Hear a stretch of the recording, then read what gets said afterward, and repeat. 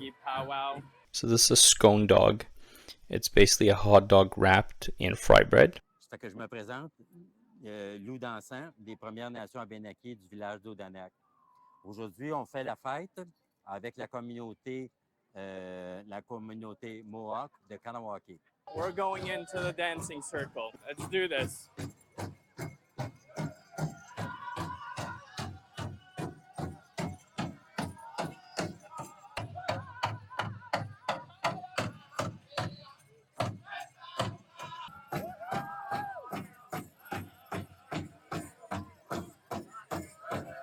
Quand il y a eu la période des scalpes, Oui. des scalpes, c'est qu'on laissait les épines dedans avec le poil pour empêcher l'homme blanc qui voulait nous détruire nos communautés, nos villages.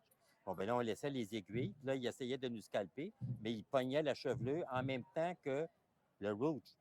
Okay. Bon, ben là, il pognait tout ça, mais là, il y avait toutes les épines. Bon, ben ça a été comme un moyen de défense. Okay. Hey guys, Mike here. We are visiting Ganawage today, which is a native reserve on the south shore of Montreal. And we are here because there is a powwow.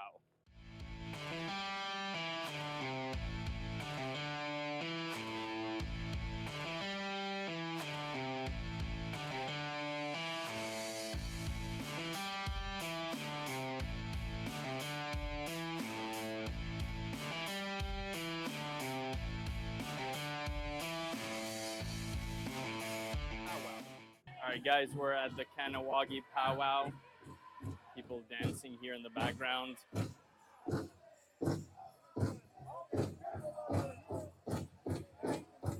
All right, let me go join in there. Sorry. All right, we're going into the dancing circle. Can we film in there, sir? All right. All right, guys, we're in here. Let's do this.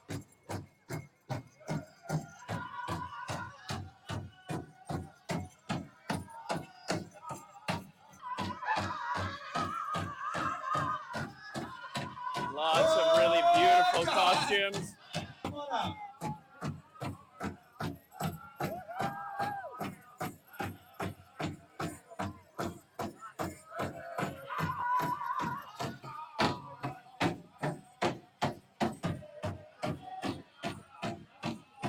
So there was actually a ceremonial entrance earlier on, but we were not able to film this. But now everyone was invited to join into the dance circle, basically the native dancers, but also the spectators that just came to the powwow. So we decided to join in and be close to the music, the dancing, the beautiful costumes.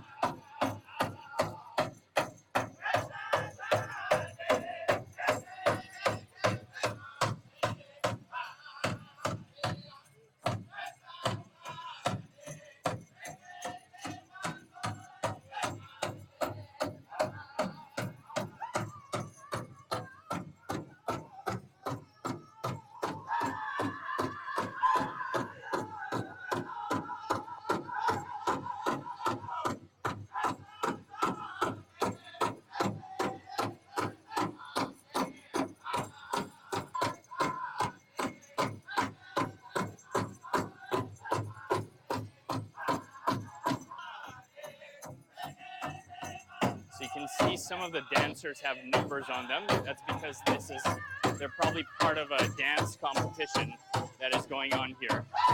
Multiple categories, multiple prizes.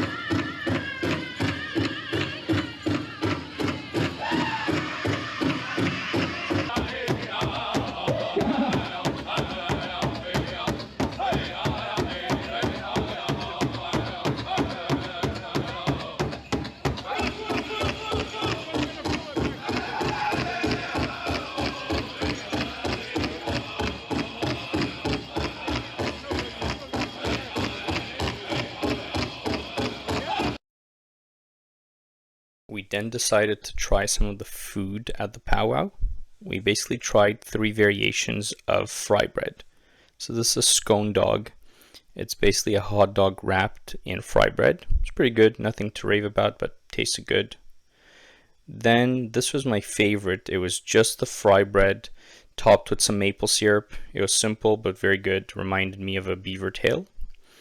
And then lastly, we had a Navajo taco, which is basically fry bread topped with Tex-Mex taco toppings. So ground beef, lettuce, tomato, cheese, and sour cream. It was all right. Filled us up. Here we have a lot of the crafts.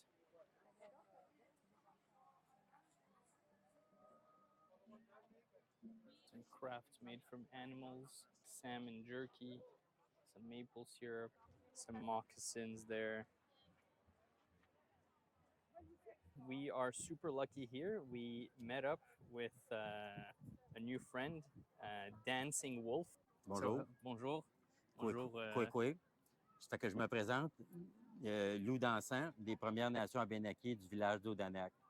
Aujourd'hui, on fait la fête avec la communauté Mohawk de Kanawake. Avez-vous des questions? Oui, ben, premièrement, je voulais vous poser quelques questions par rapport à votre habit traditionnel. OK. Si je peux juste, je vais juste Oui. montrer.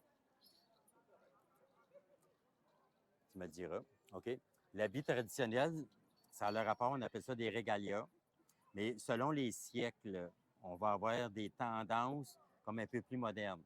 Ça fait que moi, je suis danseur traditionnel intertribal, mais aujourd'hui, ce que je représente, c'est le 15e siècle. OK. 15e siècle. Parce qu'à l'époque, on n'avait pas grand-chose sur le marché que va dire des objets comme à la moderne actuelle. Mhm. Bon, ben c'est que ma tunique Regalia, Oui. on fait la remarque parce qu'à cause des coquillages.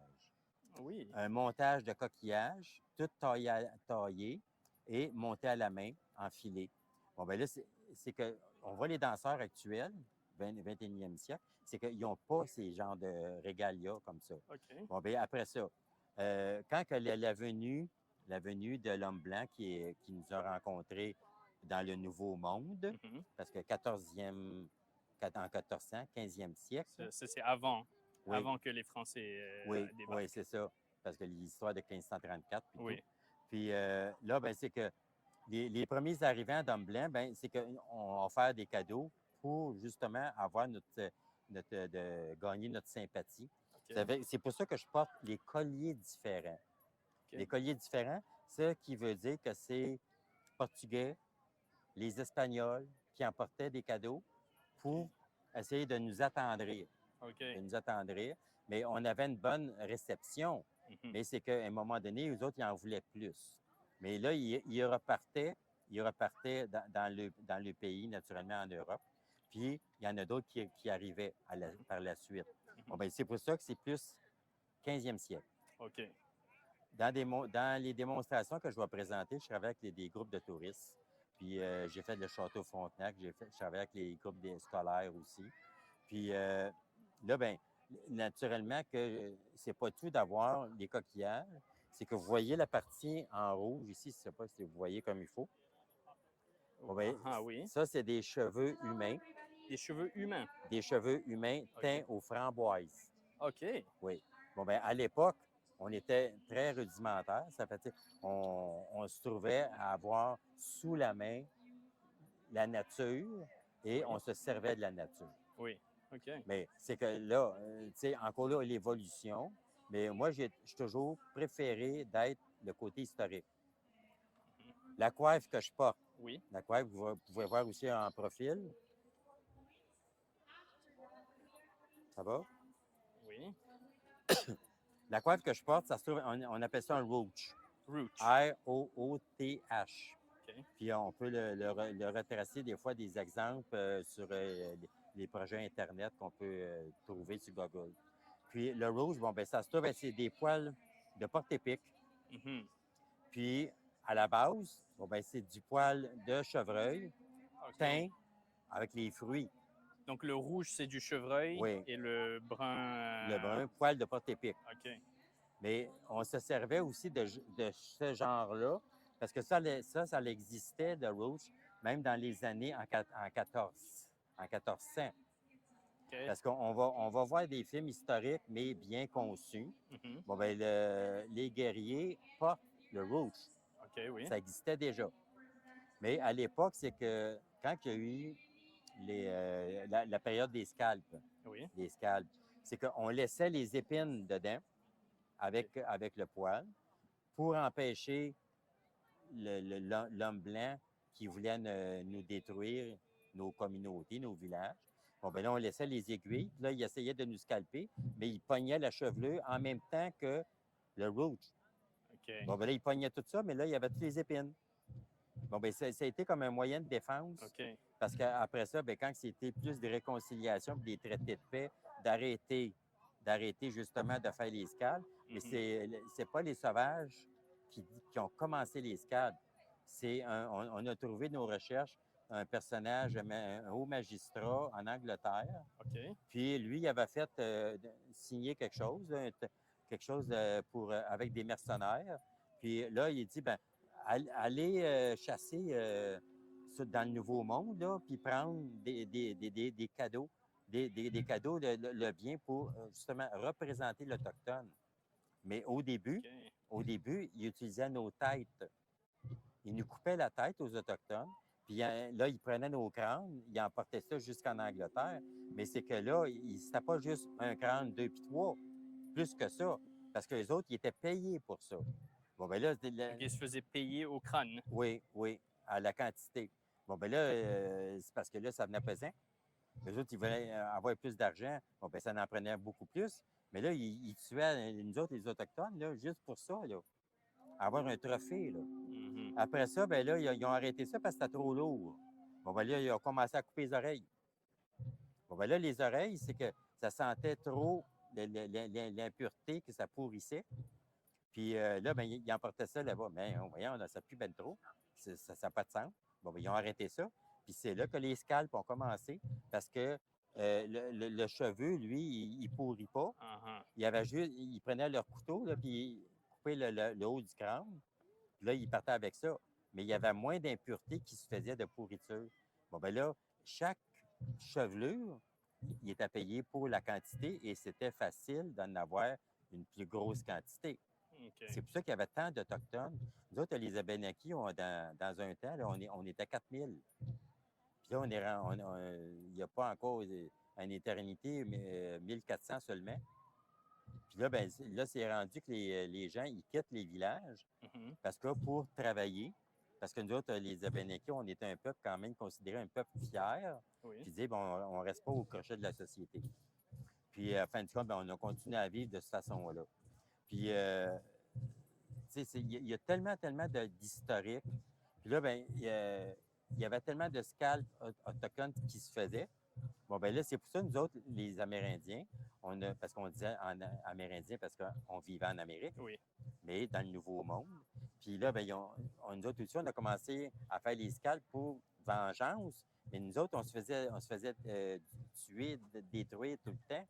Fait qu'on avait assez de ça, ben, on a fait la même chose. Mhm. Mais là, les autres, les Britanniques, là, ils s'en ont pas vanté qu'ils faisaient les scalps puis que c'est eux autres qui ont continué à en faire. Mhm. Bon, ben là, à un moment donné, nous autres, on l'a fait, mais là, c'est un fléau, là. Bon, ben Ouais. là, les hauts dirigeants d'Angleterre, ils ont dit, ben, on va signer un traité de paix pour faire arrêter les scalps Mhm. avec les Autochtones. Bon, ben, on a accepté. Après ça, fini les scalps. OK. C'est une partie d'histoire. Il y a tellement à raconter parce que même les régalias, les habits, si on tombe, on fait une évolution de porter les mitas. Les mitas, ça c'est? C'est comme ici, c'est comme les chaps des gars de Bessic. OK, oui. Bon, ben les autres, ils ont pris la OK, fonction ils ont pris ça de nous autres, les Autochtones, uh-huh. parce qu'ils se protégeaient les jambes. Bon, ben, tu sais, Contre quoi? ben, les motos, avec les motos. Oui, non, OK. Et vous, c'était quoi le but? Bon, ben, nous autres, ou parce que l'objectif nous autres, on premier? était des chasseurs. Oui. C'est que c'est nos femmes qui faisaient nos tuniques, nos Mhm. régalias. Puis, il prenait soin des enfants pendant que nous autres, on était à la chasse et à la pêche. C'est pour ça que je porte le signe du poisson, OK. parce qu'on était des pêcheurs.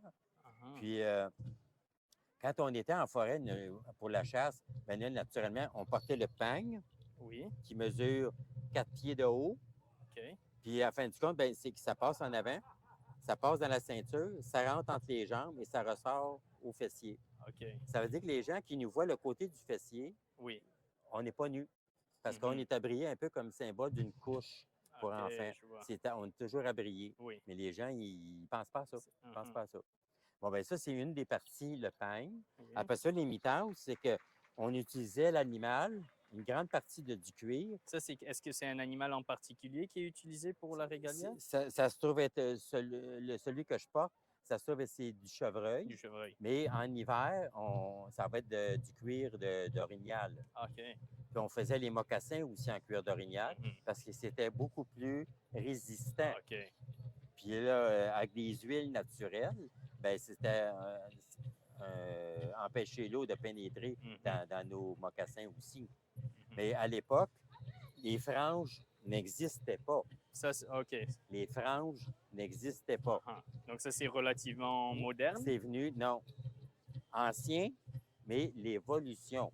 Mhm. Ça veut dire que nous autres, quand on arrivait à nos campements, nos familles, ben on arrivait de la chasse, mais dans le bois, là, c'est tout plein d'embûches, puis des herbages, puis des branches d'arbres. C'est qu'on arrivait au campement pour rejoindre nos familles, on avait toutes les jambes déchirées.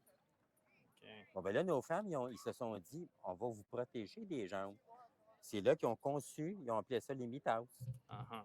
Mais la mitasse, parce que c'était pratique, ça respirait. Oui. On pouvait aller à l'eau aussi, aller pêcher.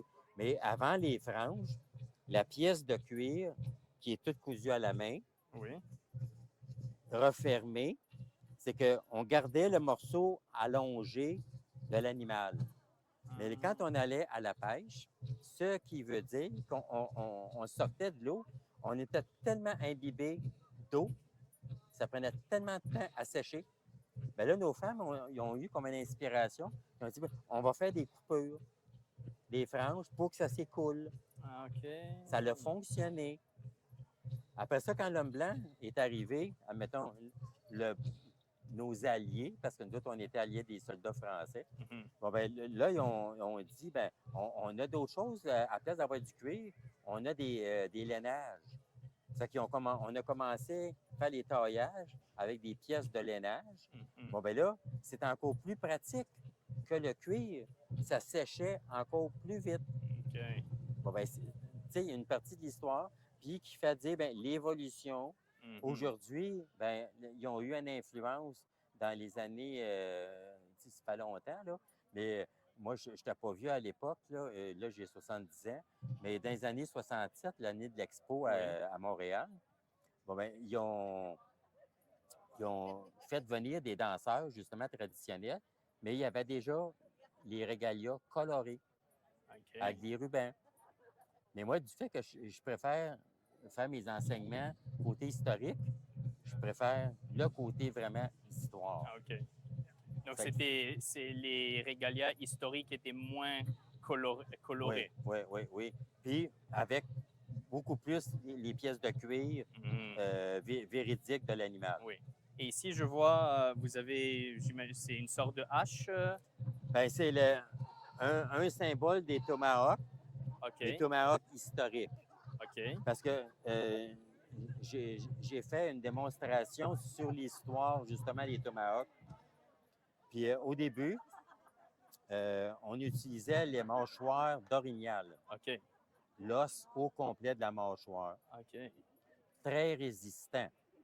Mais l'évolution, ben, on a dit, on va faire des fantaisies un peu plus. Ici, ça se trouve être la mâchoire d'un chevreuil. OK. Donc, ça Oui, fait un c'est la plus même petit chose. tomahawk. Oui, puis ça fait un plus petit. Et on fait des dessins dessus décoratifs. OK. Décoratifs. Puis en même temps, ben, on s'en sert dans les cérémonies. OK. Mais à l'époque, on pouvait s'en servir comme tomahawk pour se défendre. OK. Et ça, Après- c'est une hache qu'on lance ou pas nécessairement? Non, Un ça, tomahawk. on va se défendre avec ça. Quand on a un individu, OK, on la tient, corps à corps. elle est pas lancée. Non, non, OK. pas ce modèle-là. Mhm. Il y a eu aussi dans l'évolution, ben, on se servait le même principe, mais avec des pierres. Oui, Des OK. pierres solides, rattachées avec des bandes de cuir, Mhm. puis collées avec de la sève des arbres, Mhm. toute naturelle. Bon, ben là, mais la pierre était lourde. Ah, OK. Donc, c'était un inconvénient d'avoir ça pour avoir le balancement comme Oui. ça. Bon, ben, c'était trop lourd. C'est ça. Bon, ben là, l'évolution a dit que là, l'homme blanc est arrivé, puis lui, il a emporté le métal. Ah, ah. Mais les tomahawks français, tout en métal, il y a un signe particulier qui identifie l'intérieur gravé dans le métal. Ça représente, c'est un cœur. OK. Bon, ben là, quand tu vois cette arme-là, tu sais que c'est une arme française. Mais d'inspiration amérindienne. Ils se sont inspirés des Oui, tomahawks. ben, c'est parce qu'eux autres, il y avait déjà, oui, la forme. Ah, ah. La forme, mais il y avait déjà, eux autres, l'Européen, la hache. Oui. Mais ils ne disaient pas le tomahawk, ils disaient la hache Mhm. pour faire de la construction. Mhm. Mais ils ne se battaient pas avec ça, là. Mhm. Nous autres, on se battait avec ça parce que c'est une des seules choses qu'on pouvait avoir justement pour se défendre contre l'ennemi. Mhm. Bon, ben là, l'évolution. Après, bon, ben, le tomahawk il a été longtemps aussi. Là, je ne l'ai pas sur moi. Il y a un autre objet, Oui, vous aviez comme Oui. une genre de massue. oui, un genre de massue, oui, on appelle ça un casse-tête. Un casse-tête. Oui, un casse-tête. Ça veut dire que ça peut être du frêne, du chêne, parce qu'on utilise des bois solides. Mais on vient à les sculpter Mhm. en une forme de boule à l'extrémité, puis avec un manche balancé avec le poids. Mhm. C'est important, Oui. parce que sinon, tu es déséquilibré comme la pierre, la grosse pierre Mhm. roche. Bon, ben là, on a continué avec ça, les casse-têtes et les haches. Mhm. L'autre, on disait les tomahawks parce que ça a le symbolique T tomahawk. Oui. Puis on a continué l'évolution pour se protéger. Mhm. Et les plumes, ça c'est ici ce que vous avez en plumes, ça c'est quoi? C'est que la nature, elle nous offre de rencontrer des oiseaux de toute variété. Certaines régions, ils ont de la dinde sauvage. Oui. Toutes sortes d'oiseaux, ils ont l'oie sauvage. Bon, ben, c'est l'aigle, naturellement. Mais l'aigle est en voie de disparition. Ça veut dire qu'on ne peut pas porter maintenant. Ceux qui en ont, mais ils ne peuvent pas en avoir d'autres. Mhm. S'ils viennent trop abîmer, ils n'auront pas d'autres. Parce que là, ils vont faire un choix. Mais les Autochtones qui font les danseurs, moi, je suis de traditionnel intertribal, c'est que moi, je vais porter plus le côté historique. On appelle ça un bassoul. C'est un accessoire rond qu'on porte dans le bas du dos. OK. Puis ça fait une forme arrondie. Oui. C'est en l'honneur de la danse de la perdrix. OK. Puis là, on a vu, oh, c'est intéressant, c'est symbolique, tout ça. Bon, ben là, on a dit, on va s'en servir pour faire nos danses traditionnelles, mais symboliques. C'est pour ça que nos danseurs actuellement, les smoke dance puis toutes ces choses-là, là, le traditionnel, vont porter le bassoul au dos, en bas du dos. OK. Moi, le mien, c'est tout en plumes de dinde sauvage. OK. Et ça ressemble un petit peu comme un truc de pan, un peu comme une queue de pan. Oui, mais C'est ça? pas le pain. Oui, c'est ça. C'est pas le. Ouais. Mais c'est ça. Mais même à la dinde sauvage, le mâle, quand il va ouvrir sa queue pour soit faire le beau, Oui, OK. ou soit qui est en rogne avec quelque chose, Oui. ben là, il va montrer qu'il est, il est menaçant. Bon, ben, en faisant ouvrir toute sa queue complète, ben là, moi, je suis gros, là. Je suis menaçant, là. Viens pas m'attaquer, là, parce que moi, je vais me défendre. Mhm. Bon, ben, vraiment, l'historique, c'est pour la perdrix. Ah, ah. Oui, la perdrix. Et On a donc ça, c'est un continué. accessoire spécifiquement pour la Oui. danse Pour traditionnelle? la danse, et on s'en sert d'éventail. Et des ventailles aussi. Oui, c'est ça. OK.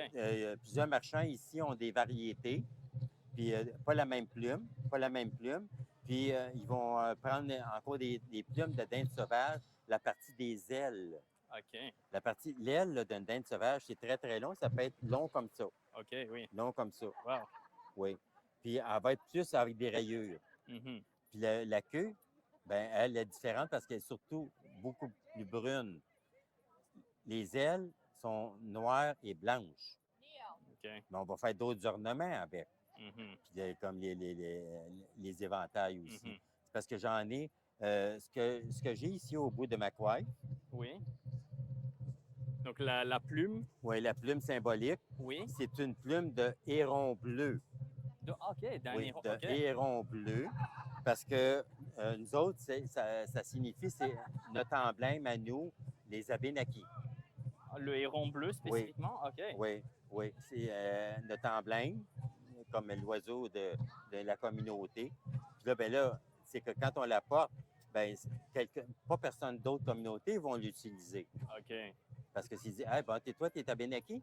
Ben non, je suis un imposteur. Ah, Tu sais? OK. Parce que moi, je la porte parce que je suis vraiment Je Abénaki. comprends. Mais c'est comme ça qu'on va se repérer, se reconnaître et Mhm. dire on est fiers de porter notre emblème. Oui. On était un peuple pacifique, surtout, Les Abénakis.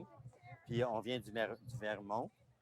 Puis, OK, historiquement, vous venez du Vermont. Oui, oui, oui. OK. Parce qu'on était une grosse quantité d'Abénakis dans le secteur, jusqu'à 4000, je disais tantôt. Oui.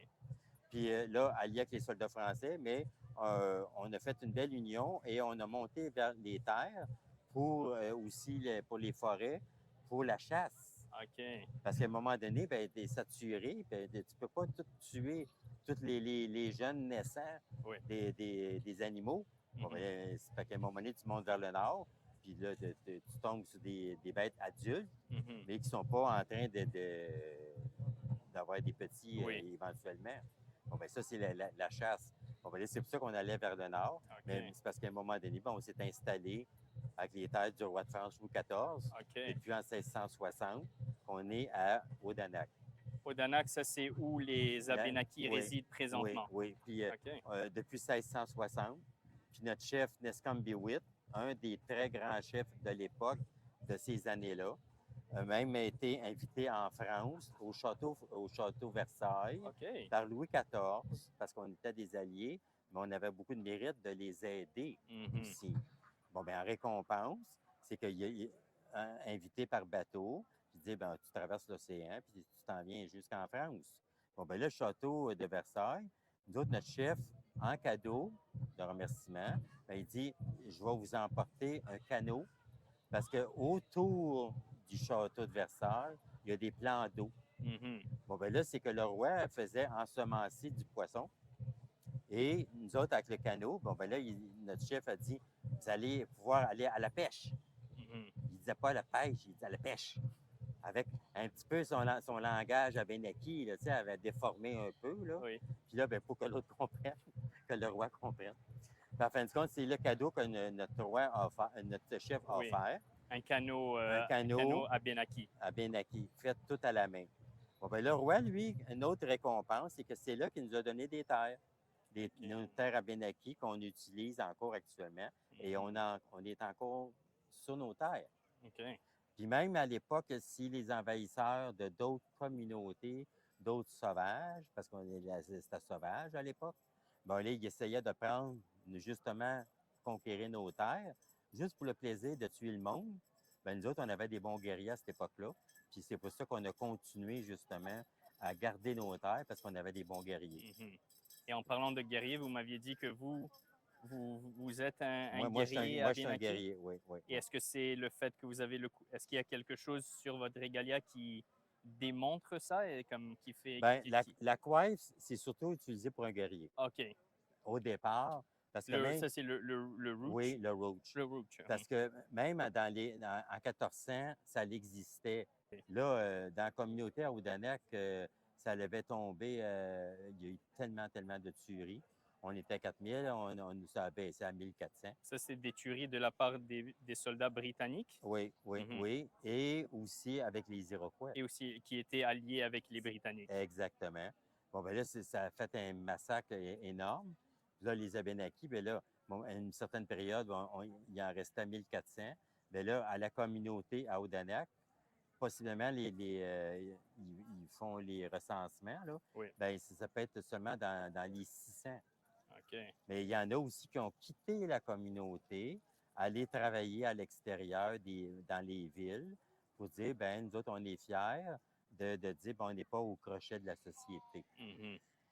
Puis là, ben, les gens continuent à bien vivre et de garder leur fierté en même temps. Ça. Donc, potentiellement à l'extérieur de la communauté, mais est-ce que ces gens-là vont quand même garder un lien Ben oui, culturel, communautaire avec... oui, oui. Même s'ils sont à Mais, l'extérieur. mais c'est comme moins fréquent, moins Mhm. fréquent. Je vois. Oui. Bon, ben, je te remercie de l'entrevue. Merci, Ça fait que merci vous avez bonne beaucoup, Lou continuité Dansant. dans ce que vous Merci. faites. Vous m'avez Oui. dit qu'on Oui, se comme serre ça. la main comme ça. Oui, comme ça. Merci encore une fois. Et Lou Dansant, si les gens ils veulent en apprendre plus sur la communauté Abénaki ou peut-être vous contacter, est-ce que il y a une, c'est quoi la meilleure Pour une façon de faire ça? d'en connaître plus, parce que nous autres, on a un musée.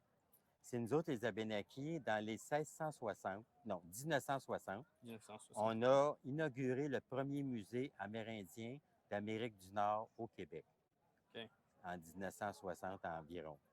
Puis là, on l'a tout rénové à la moderne parce qu'on reçoit les étudiants d'école. Puis on va démontrer tout ce qu'on a vécu. OK. Des pensionnats aussi. L'ancienne école qui était pour les jeunes, bon, ben, c'est elle maintenant qui est convertie en musée.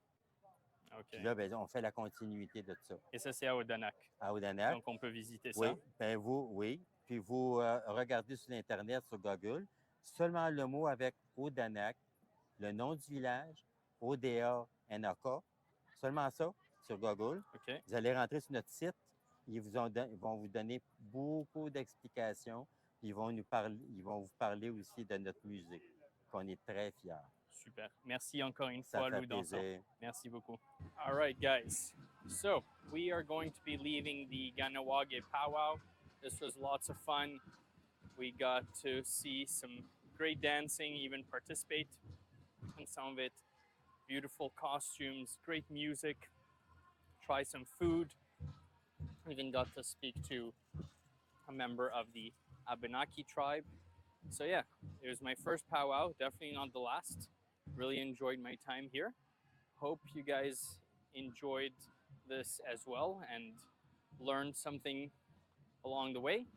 And I will see you guys next week for some more adventures in Montreal. Ciao.